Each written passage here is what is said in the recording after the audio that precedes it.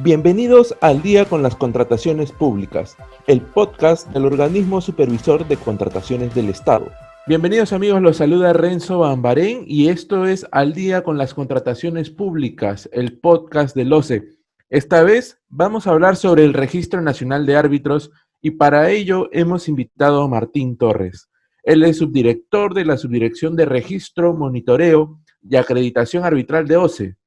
Esta vez Martín nos va a explicar en qué consiste el Registro Nacional de Árbitros y nos va a brindar detalles de su importancia. Muchas gracias Martín por estar con nosotros en este podcast. Hola, ¿qué tal? Muchísimas gracias a ustedes y encantado de poder participar aquí y ayudar en lo que sea necesario. Gracias. Muy bien Martín, te quería consultar en primer lugar desde cuándo existe este Registro Nacional de Árbitros de OCE y quiénes integran este registro. Bien, el Registro Nacional de Árbitros del OCE, al que vamos a denominar en adelante para abreviar y porque es la abreviatura que se conoce como RNA-OCE. Este registro fue creado normativamente por el Decreto Legislativo 1444, allí se incorporó por primera vez, que modifica la Ley 30225, que es la Ley de Contratación del Estado, eh, entrando en vigencia este decreto legislativo que acabo de citar el 30 de enero del 2019. Sin embargo, el registro, si bien fue creado allí, todavía tuvo una etapa hasta su implementación. ¿Y por qué de esto?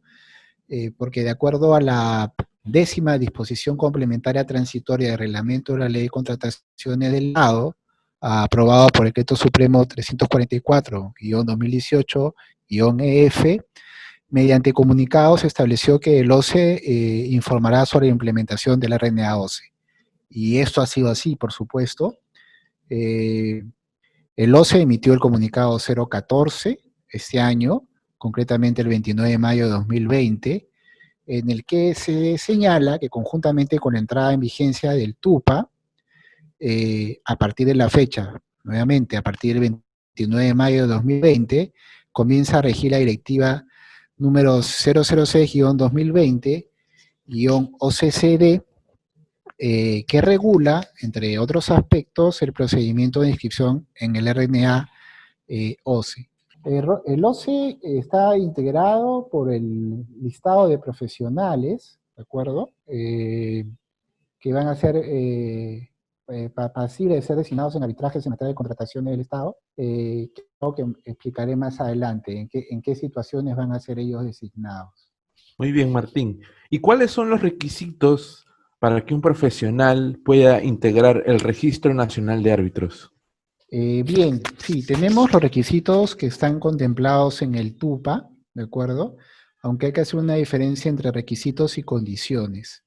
Los requisitos y condiciones previamente están establecidos en el reglamento de la Ley de Contrataciones del Estado, y esto ha sido un poco compendiado y sistematizado en el TUPA institucional con el ánimo de dar información veraz, concreta, digamos, fácil a los administrados para que puedan realizar los respectivos trámites. Tenemos, por el lado de requisitos propiamente dichos, por llamarlo así, clásicos, como es el pago de la tasa, ¿no? Es el formulario aprobado, una declaración jurada, ¿no? Que se descarga del portal web del OCE y que está relacionada con determinados aspectos. No voy a mencionar todos, pero por ejemplo puedo citar dos, que es no encontrarse en curso, por ejemplo, en alguno de los supuestos de impedimentos establecidos en el artículo 231 del reglamento de la ley de contratación del Estado y que está referido a los impedimentos para ser árbitro. Además, no tener prohibiciones, incompatibilidades, antecedentes penales o policiales y sanciones, ¿no? Además de no haber sido sancionados por el Consejo de Ética. Estos son algunos de los supuestos que deben ser declarados postulante.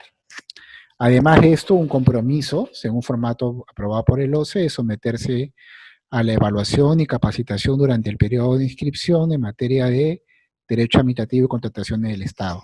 Bien, dicho esto, también existen requisitos o lo que yo llamo condiciones mínimas para la inscripción al OCE.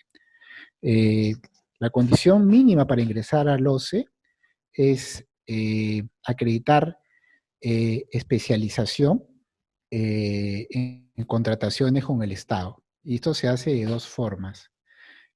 Una acreditación a través de una formación mínima, que puede ser académica o por experiencia en docencia universitaria. En cuanto a la formación académica, lo que se requiere del postulante es que tenga una capacitación realizada por universidades que no sea menor de 120 horas, una maestría o doctorado, y en el caso de docencia universitaria, digamos, ante una situación en la que no tenga formación académica acreditada, la docencia universitaria pues vale también como forma de acreditar la formación mínima en contrataciones con el Estado, y para esto se exige que sea docente universitario con un mínimo de 2 años o 4 semestres o 240 horas académicas. Ahora, adicionalmente, también se le exige una experiencia mínima en contrataciones con el Estado, la experiencia funcional. Esta experiencia debe ser de 5 años en contrataciones del Estado mediante el ejercicio de la función pública o el ejercicio de la función privada, actuando como árbitro, abogado o secretario arbitral. Ahora, luego, si, si se pretende o se quiere ser árbitro único o presidente del tribunal arbitral, pues hay unas condiciones o requisitos adicionales en cuanto a especialización. Y estas especializaciones son en dos materias, en arbitraje y derecho administrativo. Y aquí volvemos, en cuanto a la forma de acreditarla. Para acreditar arbitraje o derecho administrativo, si lo hago de manera académica, por formación académica, pues nuevamente tengo que acreditar una capacitación realizada por universidades no menor de 120 horas o una maestría o doctorado. Ahora, en cuanto a arbitraje y derecho administrativo, en la experiencia como forma de acreditación, debo, por el plazo previsto antes, que son los 5 años cuando hablamos antes de los requisitos mínimos, acreditar experiencia como abogado de derecho administrativo o arbitraje mediante el ejercicio de la función pública o el ejercicio de la función privada como árbitro, abogado o secretario arbitral. Esas básicamente son, o concretamente son, las condiciones para acceder al registro y los requisitos que ya los mencioné antes. Muy bien, Martín. ¿Y cuál es el procedimiento para elegir a un árbitro inscrito en el RNA de OCE durante un proceso de arbitraje? Sí, a ver, muy buena pregunta. El procedimiento, como lo dije antes, si bien es un procedimiento administrativo que está sujeto a determinados requisitos y condiciones, en cuanto a su estructura, está diseñado en la directiva 006-2020, que ya he citado, y consiste en 3 etapas preclusivas, bastante diferenciadas, y el término preclusivo, pues, alude a que si yo no digamos, paso a una etapa, automáticamente el procedimiento concluye.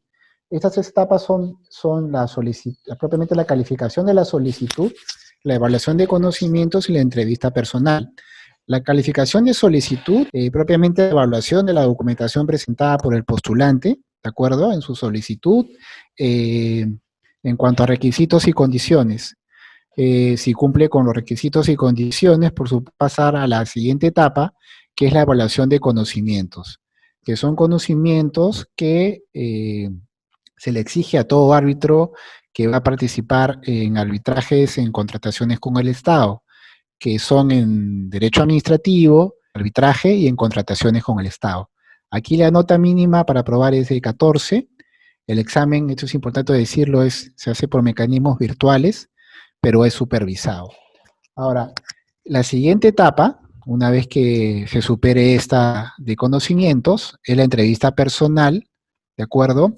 En la que se va a medir habilidades, competencias, aptitudes, aspectos éticos del postulante, ¿no? Situaciones en las que él podría ejercer como árbitro. Entonces, se miden estas habilidades.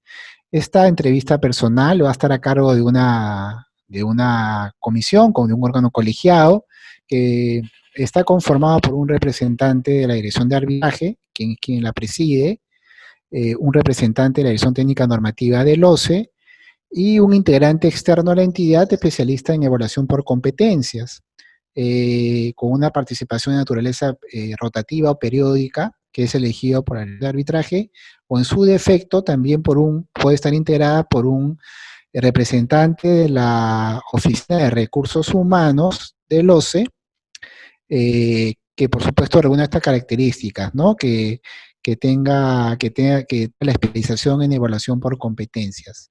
Concluir estas 3 etapas y si el postulante las supera de manera satisfactoria, pues tiene la calidad de apto para ingresar al registro, al RNA, perdón, y se emite la constancia correspondiente. Él es registrado en el sistema ya propiamente que refleja el listado de profesionales que están inscritos en el RNA OCE, y a partir de ahí pues es elegible, ¿no? De acuerdo a los supuestos están puestos en la norma para poder ser árbitro en contratación del Estado. Eso lo voy a desarrollar un poquito más adelante, tal vez en una siguiente pregunta. Perfecto, Martín. ¿Y cuál es el impacto o el beneficio para el ciudadano y para el proveedor de que OCE cuente con un registro nacional de árbitros? ¿Cuál es la importancia de contar con un registro nacional de árbitros? Sí, es una excelente pregunta. La importancia es trascendental, es un paso decisivo, yo diría que innovador respecto al sistema de compras estatales, por cuanto lo que va a hacer es que podamos contar con un listado de profesionales idóneos para que puedan ser designados en arbitraje, en contrataciones, en contrataciones del Estado, que van a ser profesionales aptos, cuya experiencia profesional, formación académica, habilidades, aptitudes, competencias, la idoneidad moral, como también lo dije antes, van a haber pasado por una serie de filtros y etapas y van a ser evaluados. Entonces, estos profesionales pasan ya propiamente como árbitros a este registro y van a ser fundamentales porque van a ser, digamos, elegibles para una serie de situaciones. Las voy a mencionar así muy brevemente. Estos profesionales, por ejemplo, una entidad pública que vaya a llevar a cabo un arbitraje debe designar a su árbitro de este registro, ¿de acuerdo? En arbitrajes institucionales o arbitrajes ad hoc. Ojo que es en arbitrajes institucionales, ante una cámara o ante un centro arbitral, o en arbitrajes ad hoc. Ese es un primer punto. Lo segundo es que en las designaciones residuales que efectúe el OCE a solicitud de las partes, en aquellos procedimientos o procesos arbitrales ad hoc en los cuales las partes no hayan pactado la forma en la que se designan los árbitros, o no se han puesto de acuerdo sobre la designación del árbitro único o árbitro que integre el tribunal arbitral, o, también estas designaciones deben ser del RNA OCE, del listado del RNA OCE.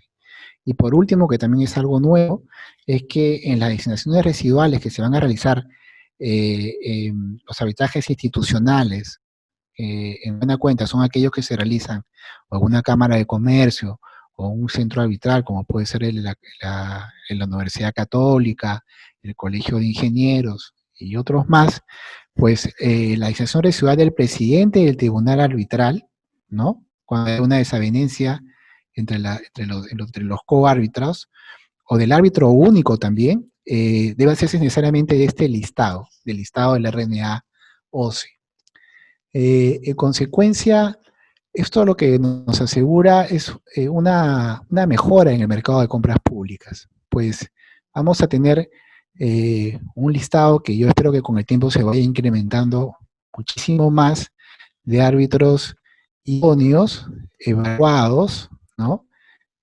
Cuyo perfil en cuanto a experiencia, eh, digamos, acreditación académica y otros aspectos más van a estar allí a la vista pública y van a permitir contar con árbitros pues de estas características para que puedan ser parte o arbitrar dentro de las contrataciones del Estado, lo cual yo considero que eleva tremendamente el nivel y la calidad de las decisiones que se puedan emitir más adelante en cuanto a laudos y genera un clima de confianza también respecto de los actores de la contratación pública, en específico los actores involucrados en esta materia que es el arbitraje. Entonces, todo esto creo que son efectos positivos, son señales positivas y es un camino que ya se ha trazado y que espero con el tiempo pueda desarrollarse aún más y definitivamente va a ser positivo para este mercado. Muy bien, muchas gracias Martín por darnos detalles sobre la importancia y el valor del Registro Nacional de Árbitros OCE. Sin duda se trata de información importante para nuestros oyentes, para los proveedores y para las contrataciones públicas. Muchas gracias Martín por estar con nosotros. Las gracias a ustedes, yo encantado de participar y siempre dispuesto a colaborar, a ayudar en lo que pueda hacer y cuando me necesiten. Muy bien amigos, llegó el final de Al Día con las Contrataciones Públicas, el podcast de OCE. Será hasta la próxima semana en una nueva edición. Por favor, no dejen de seguirnos a través de las redes sociales de OCE en Facebook, Twitter, LinkedIn e Instagram, donde publicaremos constantemente contenido sobre las contrataciones públicas. Además, también pueden suscribirse al boletín de noticias mensual de OCE y recibirán un resumen de las actualizaciones sobre las contrataciones públicas el primer martes de cada mes.